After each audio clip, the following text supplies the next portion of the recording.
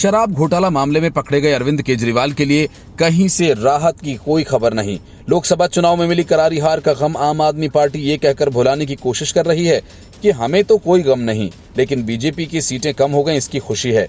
लेकिन तिहाड़ में बंद अरविंद केजरीवाल तो ये सब भी नहीं कह पा रहे। दूसरी तरफ कोर्ट ने भी उनको तगड़ा झटका देते हुए उनकी अंतरिम जमानत की याचिका खारिज कर दी।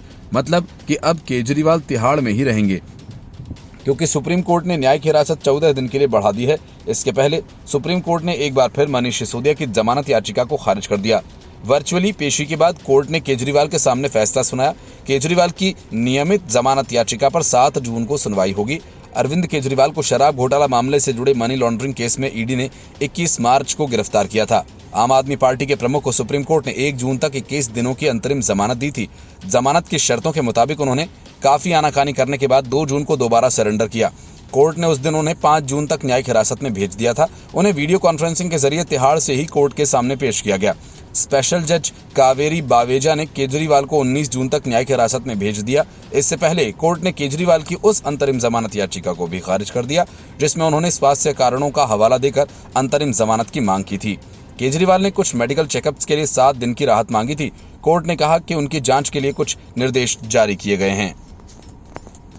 केजरीवाल की तरफ से कोर्ट में पेश हुए वकील विवेक जैन ने कहा कि मुख्यमंत्री के वजन में कुछ बदलाव आए हैं। हालांकि कोर्ट ने कहा कि मुख्यमंत्री की तरफ से ये उचित याचिका दायर की जाए, ये स्पष्ट करते हुए वो किस चीज के लिए राहत चाहते हैं। ईडी की तरफ से पेश हुए एसजी तुषार मेहता ने यह कहकर याचिका का विरोध किया था कि ये सुनवाई योग्य नहीं है।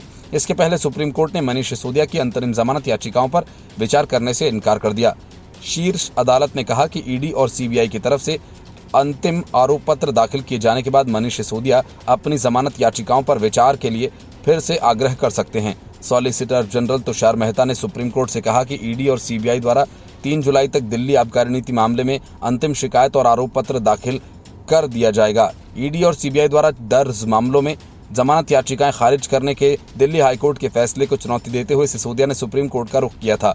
दिल्ली के पूर्व उप मुख्यमंत्री को बड़ा झटका देते हुए हाईकोर्ट ने 21 मई को कथित शराब घोटाला मामले में ईडी सीबीआई द्वारा दर्ज अलग अलग मामलों में जमानत याचिका खारिज कर दी थी और कहा था कि ये मामला उनकी ओर से सत्ता का गंभीर दुरुपयोग किए जाने और जनता से विश्वासघात से जुड़ा है, इसलिए उन्हें जमानत नहीं दी जा सकती। हालांकि हाईकोर्ट के जस्टिस स्वर्णकांत शर्मा की पीठ ने स्पष्ट किया कि वो ट्रायल कोर्ट की शर्तों का पालन करते हुए अपनी बीमार पत्नी से हर हफ्ते मिलना जारी रख सकते हैं। इसके पहले मार्च में सुप्रीम कोर्ट ने सिसोदिया के क्यूरेटिव याचिकाओं को खारिज कर दिया था। इस बीच दिल्ली की एक अदालत ने पिछले हफ्ते सीबीआई द्वारा जांच की जा रही शराब घोटाला मामले में मनीष सिसोदिया की न्यायिक हिरासत 6 जुलाई तक बढ़ा दी है।